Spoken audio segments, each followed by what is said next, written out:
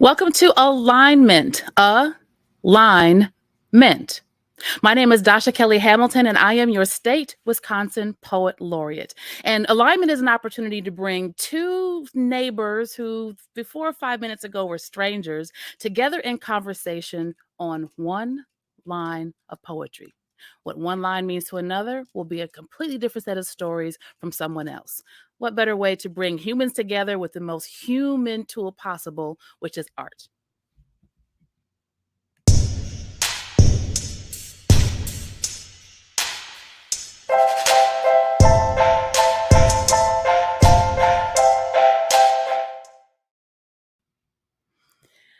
Roots are as tough as dreams. This is the line of poetry that our two guests were invited to ponder on, and we're excited to see what stories they come up with. Our first guest hails all the way from Milwaukee. Please welcome Mr. Will Singleton to the screen. You're on mute for me, brother. Good afternoon. It's a pleasure to be here. I'm glad to have you here. So I am smiling because sometimes I have the opportunity to already have a little bit of insight on the amazingness, which are our guests. And in other cases, I get a chance to be introduced to these personalities along with you watching. So today, I already know that you're already going to be a huge fan of Will Singleton. But first, Will, why don't you tell us, who are you? Well, of course, I'm Will Singleton, but I like to consider myself to be an advocate for humanity, with most energy geared towards people with humans with prior convictions or a record, just the humanity and the trauma that they go through, like I went through. And so I'm an advocate for humanity. I had to go on a journey myself to get in the space that I'm in now. I was transferring pain, man, and I had to unlearn some behaviors to get to where I'm at now. Prison, ex-gang member, drug dealer, all of that. Just some things that needs to be unlearned. And I took on though that way of thinking once I ran into a few of the coworkers that I have here, but it was 10, 12 years ago where I kind of adopted that way of thinking, unlearning some of the behaviors when I started to see the youth doing even wilder stuff than we were doing. I'm like, yeah. You're So like, how is that possible? We right, thought we were the wildest of the wild. yeah, and like you said, I mean, just like generational trauma, things get passed down, and they either going to get worse or they're going to get better. So it's on, the people, the advocates, like myself, and for us to step up and try to make those things get geared in the right direction. Tell me a bit about in my the visual that I have are in the CrossFit training, and plus, tell me what I'm about to describe. I've only seen videos. I do not do this, but they've got the two huge ropes as part of the workout. Can you visualize that workout I'm talking about? People have the two ropes. Yeah. So one rope is you on this journey of your own, unlearning not just things that you've experienced, that you've seen, but that's in your marrow, right? Well, generational. Yeah.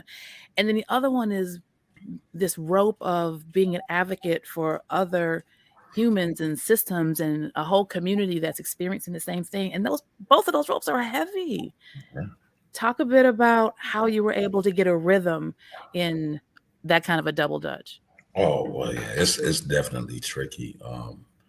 So you come from, all right, let's get it clear. When we were born, we were all born ready to connect with people.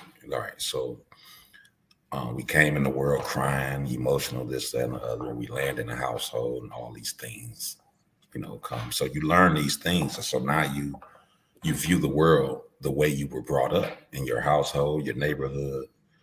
So I have that crowd. I have the people I grew up with, and then I go through my healing. I go to school, get the degrees that I need and everything to be in the rooms where some change can happen.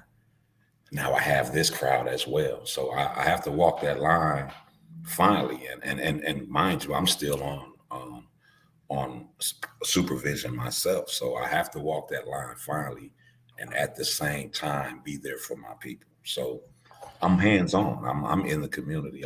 You can catch me on any block at any given time, handing out Mm. groceries, just talking, helping someone get through a tough situation, if they need clothes, whatever, housing, whatever. I believe those minor things motivates another person to be like, oh man, there's some good people out here, and I know So true.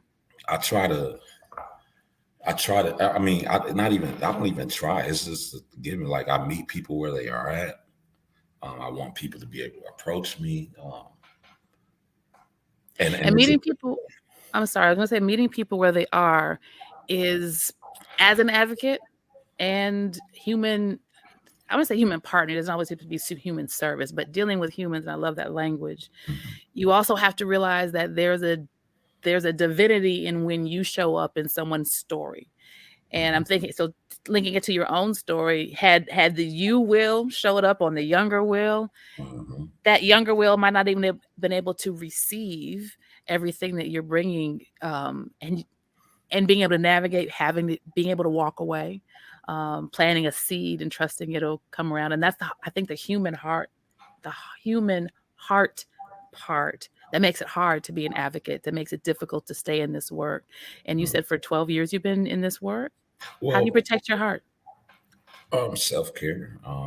Hmm. I mean, I don't. I try. I try not to protect it so much Hmm.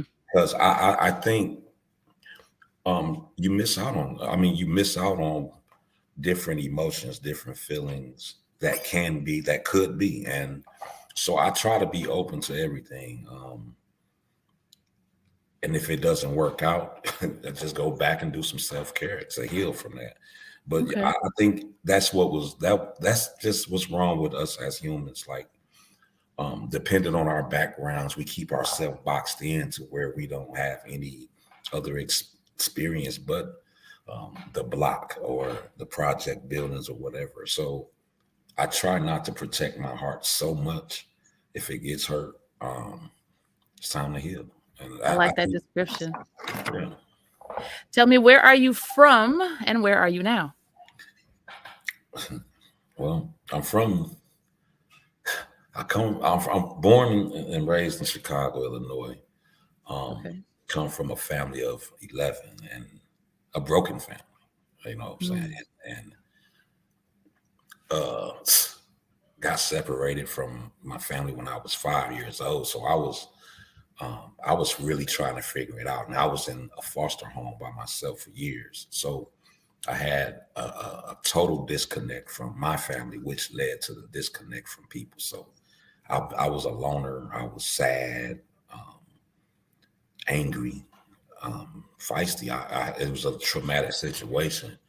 And what happened is it took for me to look within myself. Like when I went to prison, I had to like reconstruct myself, tear myself down, and rebuild myself, and get back to who I was. Like I like if someone was to say, well, Will, he married like a lot. I'm married. I'm a married man now, and it's so hard for people to believe that. Like, Like, Will who? they cannot believe it. I'm like, I'm married. I have a beautiful wife, and she keeps me balanced, and that was part of the missing piece. But I had to do my healing first. So once I learned and realized, like, man, I'm not what my surroundings made me be. I'm not what my household made me be, and I just had to get back to being an advocate for not only for the people who are coming home, but for myself. Like Hmm. I'm still one of them. Like I will never separate the two. Yeah. I'm still one of them, and they're one of me. I want to ask before we move to this, to hear this story, this poetry line made you think of what is, and this may be the story, but I'm really am curious what do you say again to the folks that you're able to interact with and work with, not to convince them, but what's the thing that gets them to listen? right? To get them to really hear these gems that you're offering. The idea that they're not what their situation has told Well, them they had to be. what gets them to listen? I think it's a number of things. Like I said, I meet them where they at. I come from where they come from. I Mm, speak the language. You would never see me without a fitted cap. This is my signature. You would never see me without it. I want to be able to be approachable. And once I there they approach me, it's everything is on me after that. Um, Bro, listen, I've done this. It didn't work out for me. I've faced this pain because of it. hmm Bro, I don't want you to do this, man. I had to go sit in prison for 15 years, So, and I just try to be real. I try not to use the terminology that, we learn, we learn in school or whatever. I just want to be able to have conversations with men or women just like me and just figure it out. As long as we can have a conversation, things are going to come out. Hmm. Um, yeah, I just want to I'd be. receive your advice. You're very calming. You're very calming. I'd listen. You'd make me listen. So tell me a bit about this line of poetry. Roots are tough as dreams. What did this make you think of? Ooh, roots are tough as dreams. So originally, I had two different visions of what it meant to me. Um, but I'll say this, like whatever, like if you have strong roots, whether they're there in the beginning or you have to build them or whatever, um, it's gonna it's gonna be tough to get to your dreams, but it's gonna be well worth it. Um, this is struggle. Like nothing comes easy. That's what it means to me. Nothing comes easy. Roots are tough as dreams. If you have strong roots, you can overcome anything, and that's how I look at it. I had another vision, but I went with this one because it's closer to home to where I come from. If I wasn't um, rooted in just wanting to be back with my family, if I wasn't deeply rooted in that, I don't think I would be here. Not saying anyway, I wouldn't be here as a Hmm. sane man. And I think that was my dream, just to be with my family. And when I turned 37, I was finally able to be around a lot of my DNA, and that's what it means to me. Around my DNA. That makes us very clear. Yeah, there's chosen family, and then around my DNA. I like that. Huh. I am going to invite you to have a seat back in our luxurious green room. I'm going to invite our second guest to come on, and then we're all going to get together at the end and just kind of trade a little wisdom, okay? All right, Thank thank you you. for what you shared so far. So, our next gentleman making their way to the stage is someone I've had a chance to interact with, but this is going to be a chance for us to really have a chance to share. So, please, out there, internet world, welcome Johnnie Phiffer to our virtual stage. How are All you? right. I am blessed. I'm totally blessed. I'm glad to have you here. I really appreciate you making the time for this. Well, like I mentioned, we had a chance to be a part of another virtual experience together. So I'm really looking forward to just hearing Yes. some of your stories. So it's going to Uh-huh. be a treat for me as it is for anyone who's checking this out. So, Mr. Pfeiffer, tell us, who are you? Wow. I am Johnny Pfeiffer. I am so many broken pieces that have been put back together. Hmm. I am an affected member of the unjust criminal system. I am an advocate. Um, I'm a father. I'm a son. I'm a brother. I'm a community activist. I'm a business owner. Um, I'm a graduate of Defy. I'm, I'm a healer. I'm an advocate. I'm a peer support. I'm all the things that I wasn't, and I'm all the things that I'm aspiring to be. Hmm. I'm better. I was broken, but I'm getting pieced together slowly but surely. God is good. I like that Um, you're my, everything who. I'm so sorry. Go ahead. no, go ahead. Say what you was going to say. I would just it was making me smile that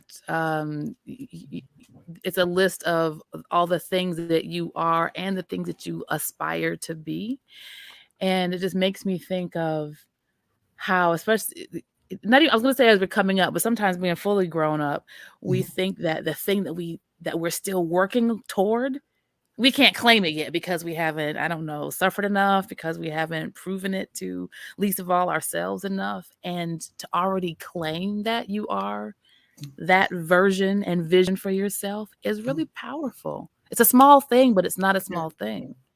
yeah. Sometimes I think we over we overanalyze things in our life. We overshoot our vision sometimes, and we want to be. Sometimes the Bible said, "Do not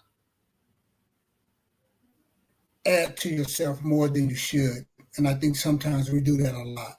You know, we want to be more for people. We want to be more, than our cup is able to hold. And sometimes we wind up spilling out.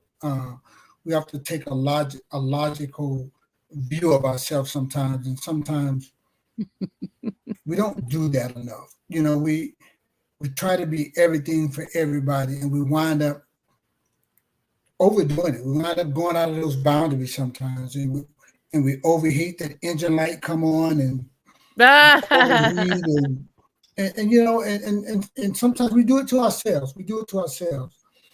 And And I sometimes that's learned the that. hardest part to talk about, even to yourself. The part that you did, the part that you Yeah, didn't do. Accountability is the new swag, everybody. you know what I learned? I learned to ask my wife. I said, "Tell me, how can I be the best for you? I just need to know how to be the best for you." And every morning I get up, I ask God, "How can I please you today?" Then I ask Hmm. my wife, "What can I do to make sure your day is safe and to make sure you are okay?"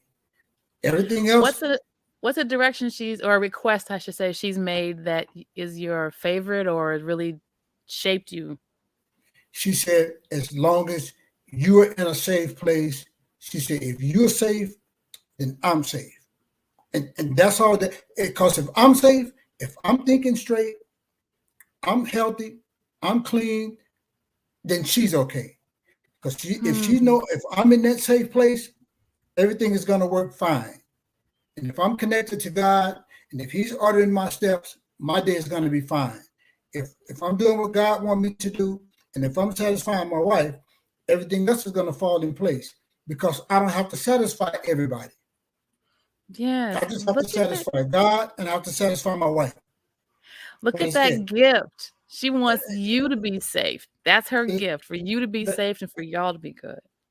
and as long as she's okay, and I feel like I've accomplished my job, and I ask God, who can I bless today? Who can I call and say hello? Who can I encourage today? Who can I Mhm. motivate? Who can I uplift? If I do those things, I think I've accomplished my job for today.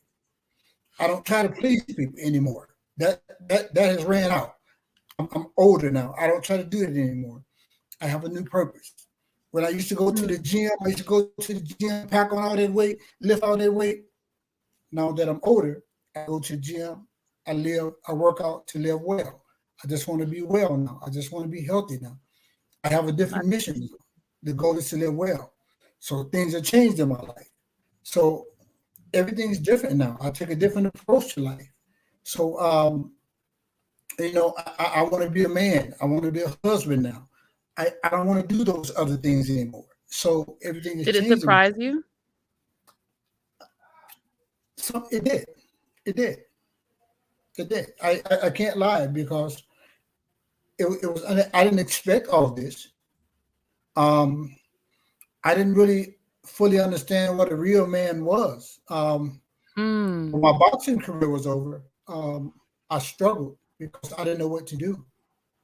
I was taught how to bob and weave inside the ring, but when life was over, nobody taught me how to do that outside the ring, and I struggled with life. So I fell into Oh, addiction. actual boxing. Yes, I was a professional boxer. Tell me So more after about that. so after that, I didn't know what to do. My life, I didn't know what my next Ah, step was. So nobody taught me how to do that with life. and that had So become your identity. That was yes, your social circle. It yes, was your I'm sorry. that was everything to me. And so Okay. when that was taken away from me, I didn't know how to generate anything else because I was the life of the party everywhere I went. I had all the money, everything surrounded around me. And so after that, I started working all the high-end security jobs at all the clubs, and I just didn't know what my next step was, and I struggled, and and then I met the lady that I'm married to now, um, and she seen that I had a very good work ethic, and she said, there's something more to you than just that. She said, write what you want to do on down on some paper. She said, we'll make it happen. And I got a job with the Bruce Company, working outdoors, landscaping. And Mm. I said, I said, I want my own landscaping company. And she helped me get a lawnmower and some other stuff. And my pastor was doing some stuff. And I told him, I said, hey, Pastor, you said me get this contract. He said, you can do this kind of work? I said, sure. So he gave me a trial and knocked it out. He said, man, that's pretty good. He said, my mom got some property. He said, why don't you come over to that? So I That's got good. this mom contract. I got some more people from the church, and I started my lawn and landscaping business. And I got that going, and some more people from the church, chimed in, and then pretty soon it got overwhelming because it was just me, and I was like, whoa, man, this Good got the problem. potential. And then I started having knee issues, and the money was coming and everything was coming, and but I was still dealing with addiction. I hadn't taken Mm. care of that issue. And then I wound up going back to the county jail. But my wife told me, she said, have you thought about mental health treatment? I said, what is that? She said, Mm. you never heard of mental health treatment? I said, no. So, you know, my wife had some really good health insurance. And Okay. so she got me into this mental health place called Journey. Um, If I I can got in pause, there. what did you think? How did she explain to you what that was for you to agree to go to Well, Journey? she told me that, well, because she saw that, see, my wife is a research doctor, and she had been watching me kind of, and she said, I kind of see what she had been monitoring me and noticing she had picked up a pattern about me. And she Okay. said, I see a kind of pattern. She said, you're a real organized guy. She said, you work real hard. She said, but I think that if you got on some medication, it'll kind of slow the wheels down where you can make better choices. Would you mind trying that? And this is the first time somebody ever showed that kind of care and concern for me. Wow. So I said, okay, well, I tried. And so I talked to therapists and psychiatrists, and I got on the medication. And the medication slowed the wheels down, just like she said. And I was able to think. And Wow. I was in a safe place. She provided me a safe place where I could think. My I like decisions your wasn't wife. hurried. It wasn't under duress. And when I was able to think, the best of me started to come out. And she was able to talk to me, and she was able to find out things about me and my history. And she was able to draw things out of me that nobody could. and she was Sure. able to talk to me about my feelings. That nobody ever talked to me about feelings and emotions. And I said, this shit is crazy. Because for only somebody ever talked to me, I that like ever this talked to me feelings about business. anything, hey, the only somebody ever asked me questions was the police. And I thought that was kind of crazy. This woman asking me questions about me because she cared about me, and she actually wanted me to be the best that I could.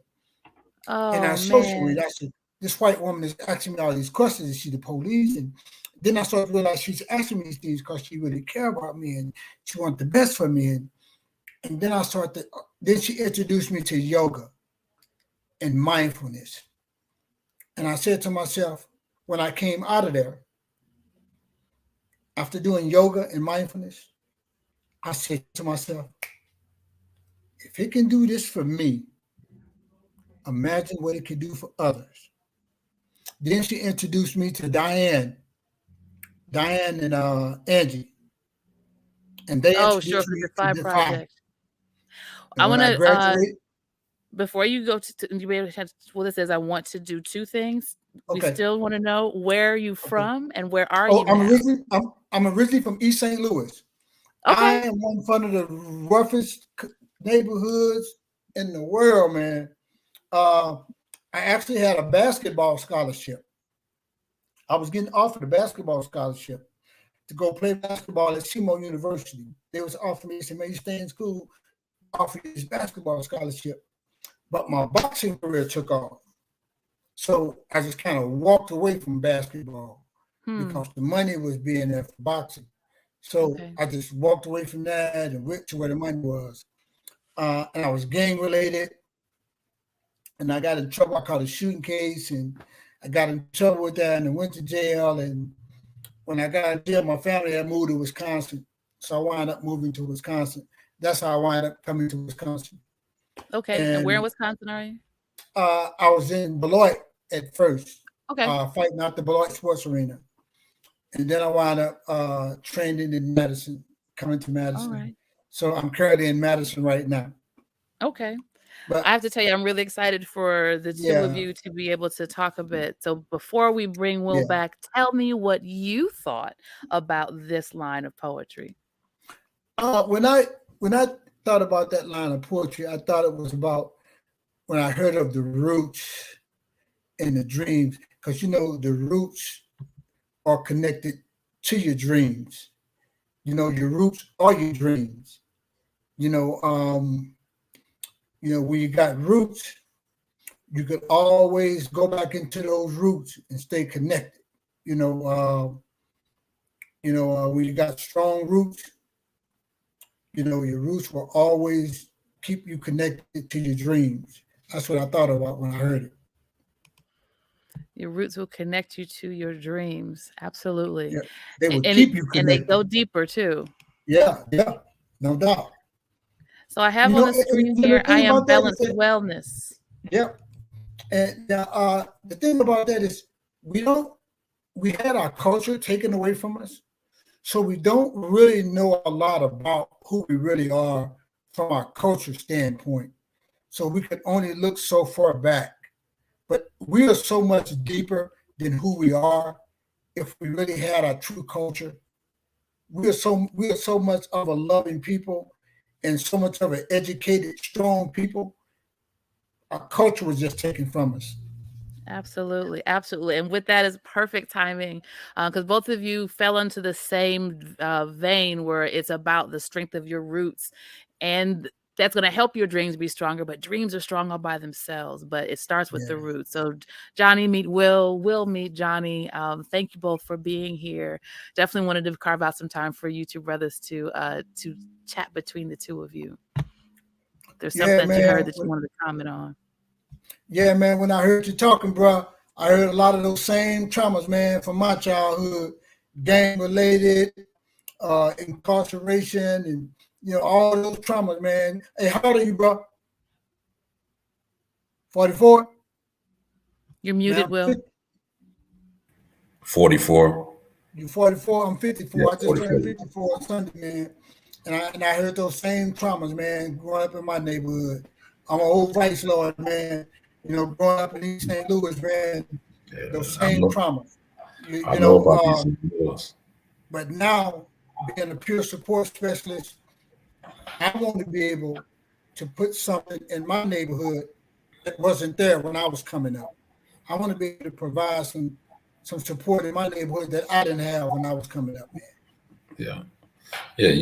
You said something that really stuck when you. I don't even know if you were really using it as an analogy or not, but you were saying that now I lift weights to live well.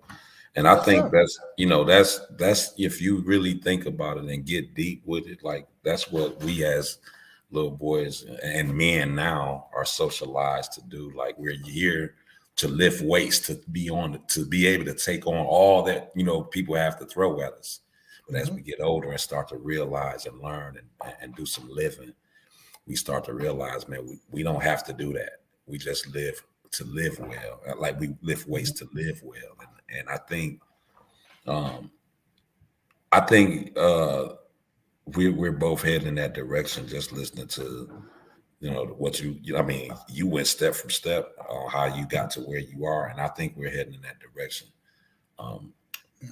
and lifting weights to live well and healthy instead of lifting weights to be able to take on the world. Like, and it's a Mm-hmm. difference. Like you put on all that mass and you can barely move. But if you're working out just to live well, you're putting some cardio in there, and now you're lean, you're able to move, you're agile. And I think if we take on that analogy just wholeheartedly, we're heading in the right direction, bro. Excellent.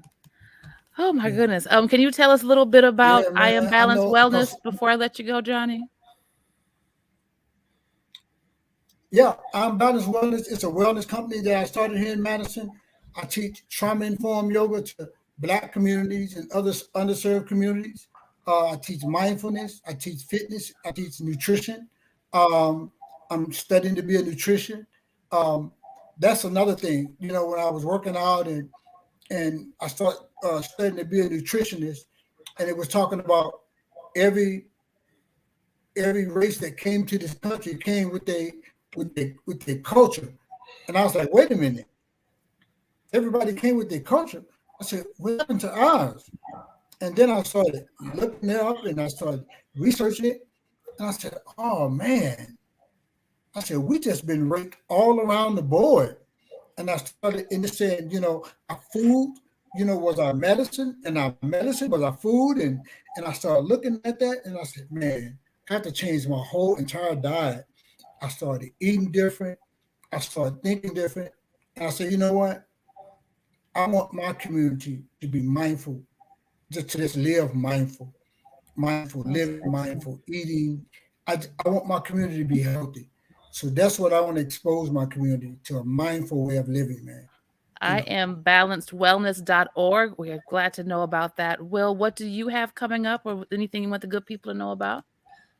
Well, uh, I'm working on a curriculum called the Will to Heal, and I'm at chapter 2. That'll be probably a curriculum that will be in the houses that we run. I have a man and a women house where men can come um, live here. Once you come home from prison, come live there for 3 months free until you're able to start looking for work. The first 90 days is programming and healing. Um, and then getting all of the vital records out of the way: social security card, birth certificate, medical insurance, those things. And then after that, you can go on and start job searching to get back on your feet. My my ultimate goal is to have a building where every resource that they need will be Mm, there. I No, it's really just a matter of me getting released off of supervision before it's happened. It's going to happen. There's no doubt about that. Um, and I just want the everything to be right there. Like it's just funny. Someone at the house called me the resource, and he was like, "You the resource." So I just want to have every resource for guys, cars, housing, medical insurance, whatever, clothes, whatever they may need. Man. And that's where I'm working towards. I just have to get this thing off of me. It's coming, like you said, it's going to happen. So we are claiming things that are going to happen. We're talking Oh, yeah. about the list of all the attributes that got us here and the ones that we are working towards. The both of you are walking this journey of healing, and you're making yourself available for other people to find that space for themselves. I am glad that you were to know you both. I'm glad you are in the world doing this work. And I'm glad that you two now know each other. And look at poetry. Look at poetry making things happen. That's right. That's right. That's right. That's right. Yes, sir. So thank you funny. both. I think I met Johnnie before. Yeah, I think I have. I met you before. Yeah. You was here. You was right here. Yeah. And we was in the parking lot talking. Yeah. Unbelievable. Yeah. You better go ahead, universe. You two make sure you trade information. I'm going to put you back into our fancy green room, our little digital space. And then I am going to share the actual poem that this poetry line comes from. Today, our two guests were invited to give us their stories, what they thought about roots are as tough as dreams. And the poem is actually a line from a guide called In Other Words, a collection of Wisconsin poets whose works have also been translated into Chinese. So this poem is called Field Guide, and this by Margaret Rosga. Here underfoot, an oak seedling looks first like another weed or like the grass everyone steps on, but its roots are as tough as dreams. Its stem smooth and resilient as silk. Its history a lesson in how to burrow, how to come up from underground, discard the tough outer shell. It protects the heart, but invites squirrels. Allow instead oak-spun stories to rise from womb into a web in the sky. Imagine what I could with such fierce will. Thank you all for being here for Alignment. And remember, a line of poem makes one story for you and a whole set of wisdom from someone else. So ask someone else what they're thinking. Thank you for being here. We'll see you next time.